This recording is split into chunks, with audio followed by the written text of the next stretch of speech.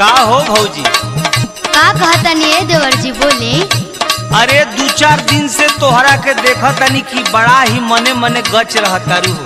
का कही है देवर जी, बड़ा खुशी के बात बना, यही से गच बानी।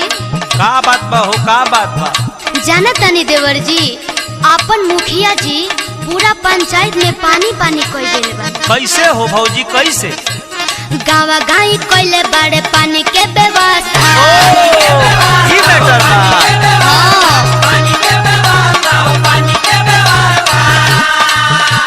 अतने ना ये देवर जी। औरू का हो भौजी, औरू का कदल मुखिया जी तोहरा के? मुखिया जी के पूरा सफाई पे ध्यान बा आजकल। अच्छा, नाला नूली साफ कोइले कोई दिहला रास्ता।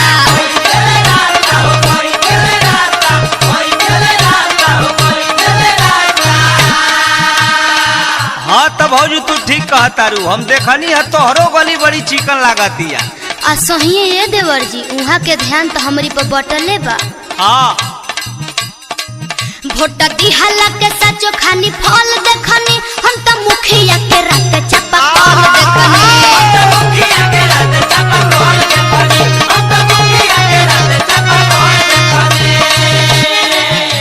ए भौजी, का है देवर जी? हम देखनी है कि तोहरो दुआरी पर टोटी पानी गिरावत हो, एकरा मतलब तू हो सरकारी पानी पियत हो ना? हाँ ये देवर जी। ए भौजी, का? अरे अतने ना, मुखिया जी औरू कुछ बाटत हवन भौजी, अहिला सुना। का बाटा तनी मुखिया जी, सुनाई सुनाई ये देवर जी। कोटा से दिया तरला चाउर गेहूं दलिया। अच्छा, हाँ।